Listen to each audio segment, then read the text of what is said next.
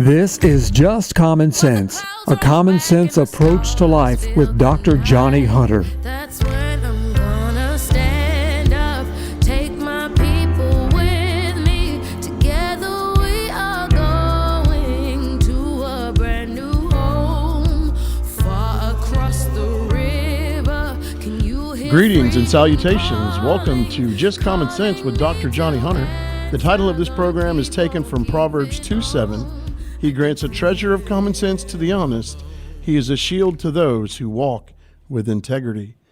We're coming to you live today on our flagship station, WCLN Christian 105.7 FM. If you miss any part of today's program, or if you'd like to listen to it again, or maybe even share it with a friend, it's available in podcast form on the WCLN Christian 105.7 website. It's also available at jcsradio.org. Now, as you've probably surmised by this point, I am not Dr. Hunter. He and his lovely wife, Miss Patricia Hunter, are away this week, Lord willing. They will be back with you next week. And on a personal level, I would like to ask each and every one of you to be in prayer for the Hunter family. Over the past couple weeks, they've lost 3 members of their family and their extended family, and this week they are both traveling separately to homegoing services. So would just like to ask that everyone please keep the Hunter family in your prayers. That being said, I'm deeply honored to be with you all today. My name is Dale Pascal. I'm blessed to serve as the senior pastor at Cliffdale Community Church in Fayetteville, North Carolina, also known as America's Can-Do City. And now to the headlines. According to the publication The Carolina Journal, 3 families have filed a federal lawsuit alleging that a Cabarrus County high school allows biological male students to use female restrooms. Coxville High School students, identified as Mary Doe, Beth Rowe, and Diana Poe, along with their mothers, filed the suit against the Cabarrus School Board and Superintendent John Kapicki. This action challenges the defendant's policy of permitting biological males to access and use female restrooms, locker rooms, and changing facilities at Cox Mill High School, according to the 35-page complaint. That action violates the rights of the 3 student plaintiffs and other female students under the Title IX Education Amendment of 1972 and the Equal Protection Clause of the 14th Amendment of the United States Constitution, Article 1, Section 19 of the North Carolina Constitution. All this is added into the lawsuit recently, and we will be looking forward to see how that turns out. Also, we have this from the publication The Data Center Knowledge. Samsung Heavy Industries, or SHI, has signed an engineering agreement with Mysterian Corporation, a Texas-based infrastructure developer, and advancing SHI's plan to develop a factory-built floating data center for AI workloads. In a news release on August 3rd, SHI said the strategic cooperation will see the companies jointly complete the basic production and engineering work for purpose-built moored floating data center units. Each unit will provide 50 megawatts of critical IT capacity, with initial deployments planned in Texas and other U.S. markets, according to SHI. The deal is the latest sign that floating data centers are moving the concept to execution, and developers confront land, power, and cooling constraints around hyperscale AI infrastructure. Supporters say floating facilities can be deployed alongside existing power generation, leverage surrounding water for heat rejection and use of non-evaporative cooling that requires no potable water. SHI says the design supports a liquid-cooled AI system as intended to operate at lower noise levels than conventional facilities. They also released the concept art of a Poisidenia 2026 at the exhibition in June, positioning floated data centers as an alternative where sites, power, and water are constrained. The pilot aims to demonstrate that shipyard fabrication can proceed in parallel with site preparation, potentially accelerating the deployment of AI-scale builds. So that's an interesting topic. We're going to delve more into that today. Data centers and AI are a hot topic here locally in North Carolina, as different cities and municipalities are divided over their construction. And this debate is really taking place all around our nation today. We're going to talk more about data centers and AI as we welcome in our illustrious guest. Our guest today is Dr. Matthew Eppinette, MBA, PhD. He is the Executive Director for the Center of Bioethics and Human Dignity. Dr. Eppinette holds a PhD in theology with concentrations in Christian ethics and theology and culture from the Center for Advanced Theological Studies at Fuller Theological Seminary in Pasadena, California. Graduated 2004 with the MA Bioethics program at Trinity International University. He has an MBA with concentrations in quantitative analysis and information systems from Louisiana Tech. His undergraduate degree is in business management from Louisiana State. He's worked in several fields, including diffusion of innovation and expert systems, information technology, pharmaceutical industries, bioethics, and sporting goods. We're going to have to ask him about that one. And he is a documentary filmmaker. One of those films won Best Documentary at the California Independent Film Festival. Safe to say he has more degrees than a thermometer. Dr. Eppinette, it is an honor and a pleasure to be speaking with you today. So welcome to the show. Thanks so much for having me on. I appreciate the opportunity. It's great to talk with you about these important topics today. Well, I think our first talking point today revolves around AI data centers. And again, please feel free to take the conversation anywhere you would like. But for those of us that have little to no knowledge of data centers, what is their primary focus and function? Yeah, it's really interesting. And that was quite the news announcement that you were reading there. I follow this news about data centers generally and the AI data centers more specifically.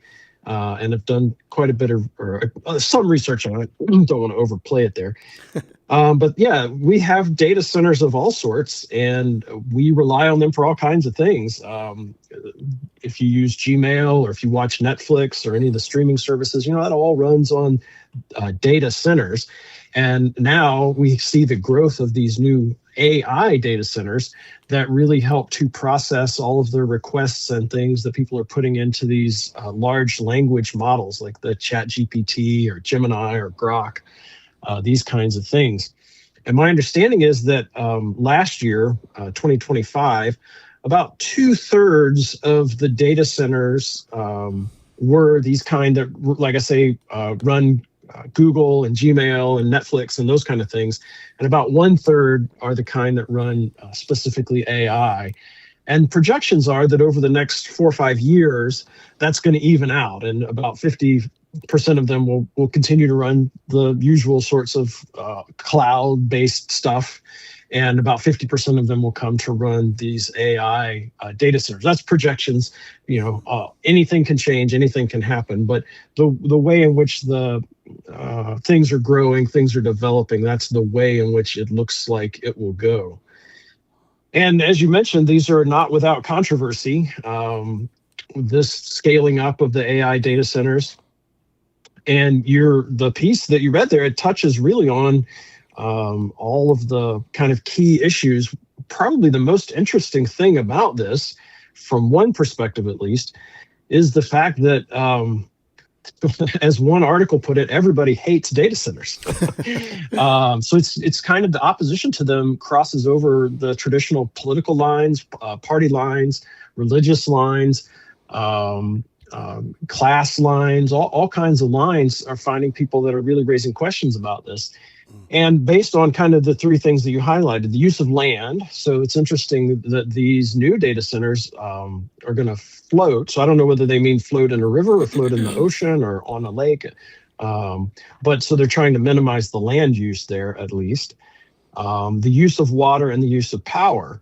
And interestingly, there's some trade-offs between the use of water and power. As you mentioned, they use water to cool the data centers off. As you probably know, if you've had a laptop on your lap, they can get kind of warm. And so you can imagine, the size and scale of some of these buildings they're building, they're just generating massive amounts of heat.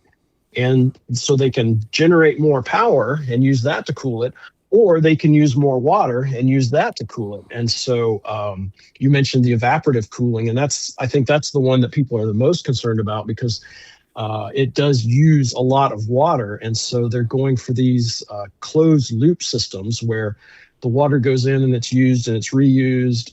I noticed that you mentioned the water they're talking about for these projects is non-potable, so it'd be recycled water of some sort, not water out of the drinking supply. And then the questions about the power generation, is that coming from coal? Is it coming from natural gas? Is it coming from I've heard talk about kind of micro nuclear plants that could generate power. And of course, the generation of power also uses water. So there's a lot going on there. The noise issues come up. This tends to fall into the category, you may have heard the term of NIMBY, which is an acronym for not in my backyard. So, we want to use the computers, we want to make use of the cloud services, but we don't necessarily want the data center in our backyard. And like I say, there are good reasons for this: the land use, the water use, the power use.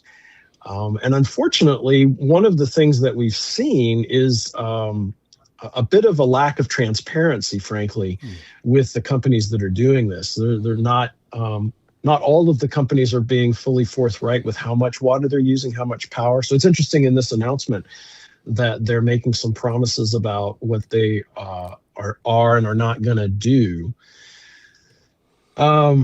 It's interesting, too, you mentioned, I think, that the development company involved in this is from Texas. I live in Texas, and just yesterday, the governor of Texas announced a moratorium on new data centers here in the state of Texas. And my understanding is that the state of New York also has a moratorium. But the governor here in Texas specifically called on more study on exactly how much power and how much electricity how much water and how much electricity these AI data centers are using. Because particularly is the further west you go in Texas. I live in the very humid part of Texas, East Texas.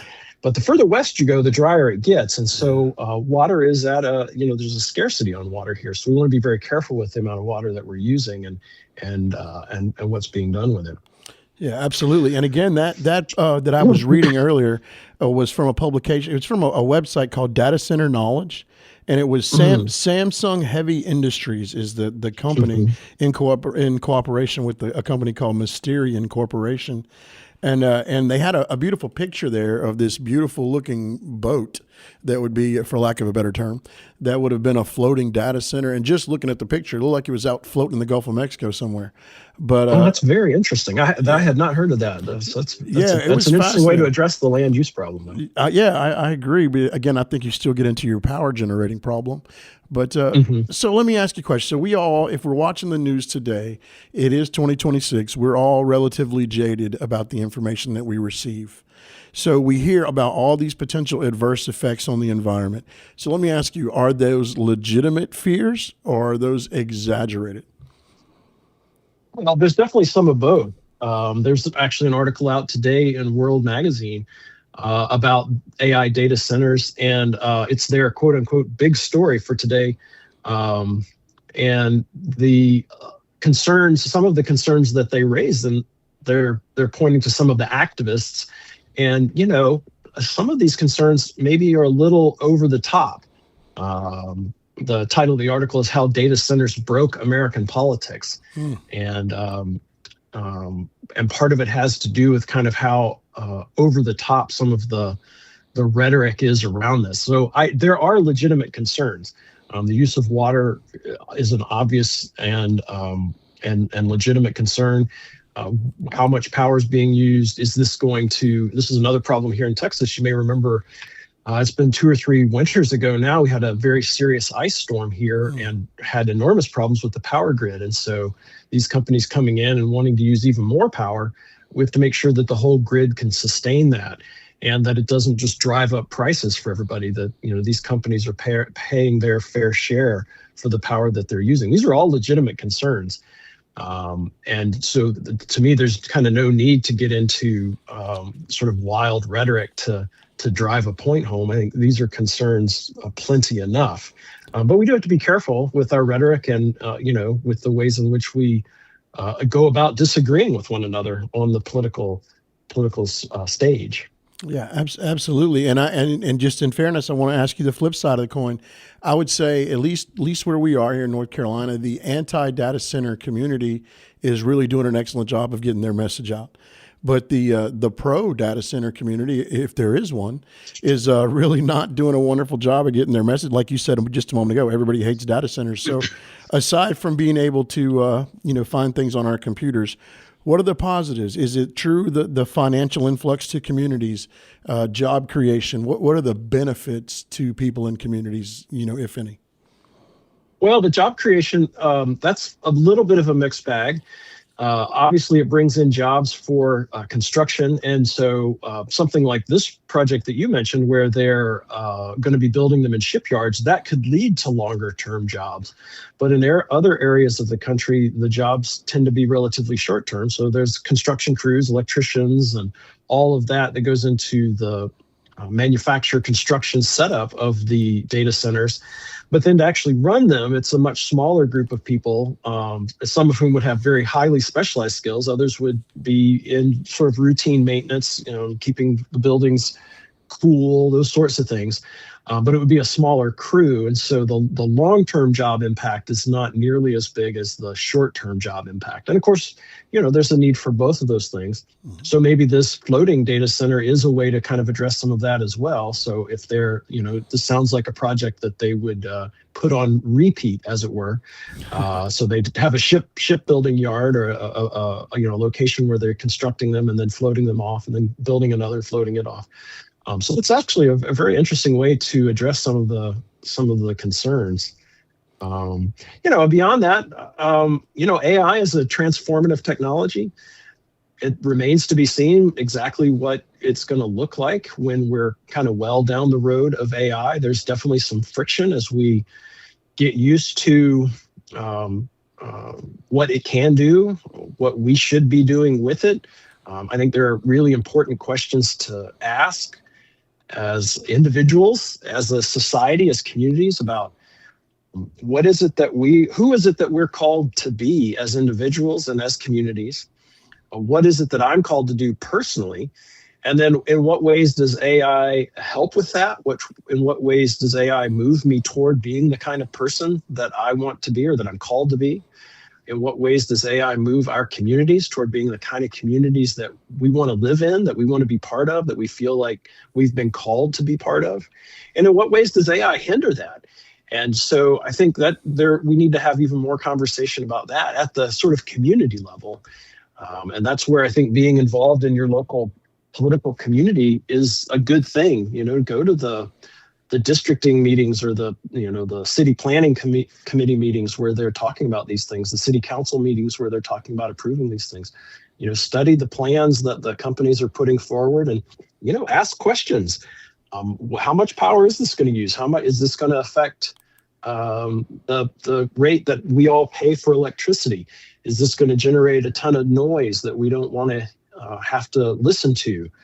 And then, what are the mechanisms for following up, for monitoring, and for reporting so that we can ensure that the promises that the companies are making are kept once these are put in place and they get up and running?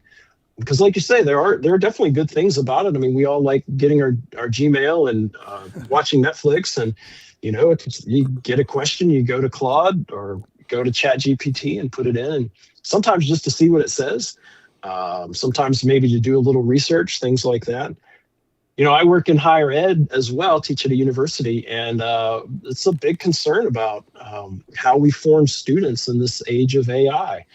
Because on the one hand, we want them to be aware of it, want them to know about it, want them to be able to make wise use of it. But on the other hand, education is about forming students, and some of that involves just doing the hard work of studying, of memorization, of being able to recount facts or being able to put in order events, things like that. Things that AI could do, but what does outsourcing things like that to AI, what does that do in terms of the formation of character, the formation of virtue, the formation of the person? And so we're all kind of struggling through that right now. And so I think it's just, I want to argue for more openness, more transparency, more conversation, and more real deep thought given to who is it that I'm called to be? Does this really help me become that kind of person? And sure, in some ways, maybe it does, but in other ways, maybe it doesn't. And we need to be really careful about those kind of questions. Yeah, absolutely. And one other concern that I actually saw raised was, is there a potential national security threat? If other countries where the environmental regulations are much more lax or in some cases non-existent, is there a danger of allowing other countries to have a greater number of data centers than we allow here in the United States? Well, that's certainly one of the arguments that's being made, and it's hard to know how to address that. I think that goes back to what kind of country do we want to be? What kind of people do we want to be? And how, and this gets, I think, very quickly out of the scope of things we feel like we can have input on.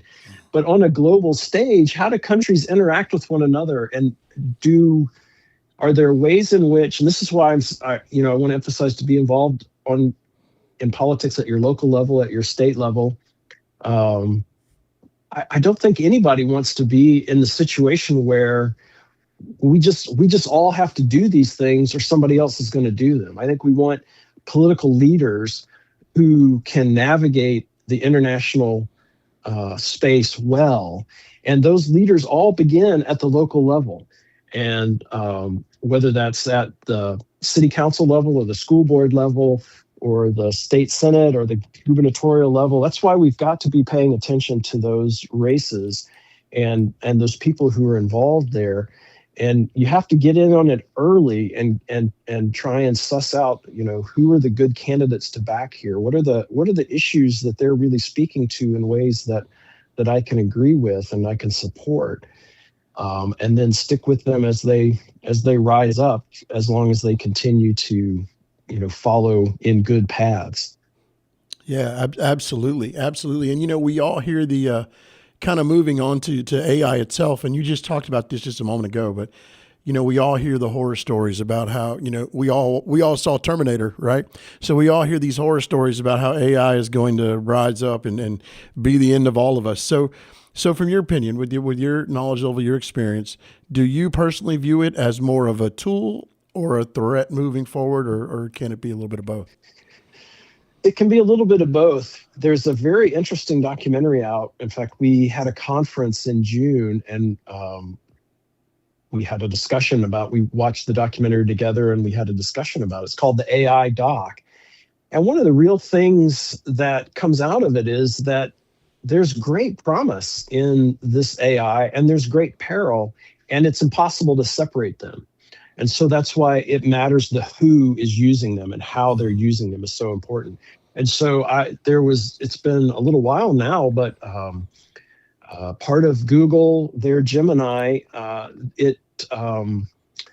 the AI analyzed these proteins that are in the human body and was able to make maps of these things.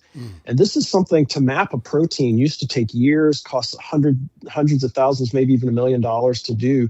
And this AI was able to do it very quickly. And this gives us all kinds of insights into treatments and therapies for different diseases and different conditions. It's a tremendously good thing. There's just an unalloyed good.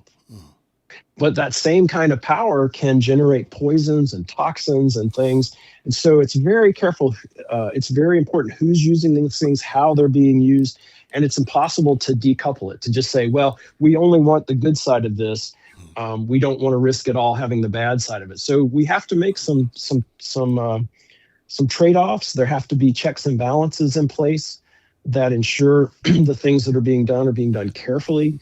And that are being done for the good of humanity and not for its destruction or its evil. Yeah. And that leads me directly into my next question here, which is, clearly we can't put the genie back in the bottle, right? So we can't put the toothpaste back in the tube. So what do we do? Is government regulation the answer? I mean, obviously we know that these things are ultimately moral issues, but sometimes that can be difficult. So is government regulation the answer? Is there something you believe, some sort of a policy or something we can put forth to govern it? Or is it going to be up to the individual? Where do we put the safeguards, or is that even possible? Well, this is one of the things we run into with a lot of these bioethics issues. It's that they have multiple dimensions. So on the one hand, it is important how I make use of AI, what I decide to do with it. But on the other hand, it depends. It's important what we as a community, what we as a society, what we as a country say we're going to do with it. And so it's there's individual responsibility, and then I think there is some corporate responsibility.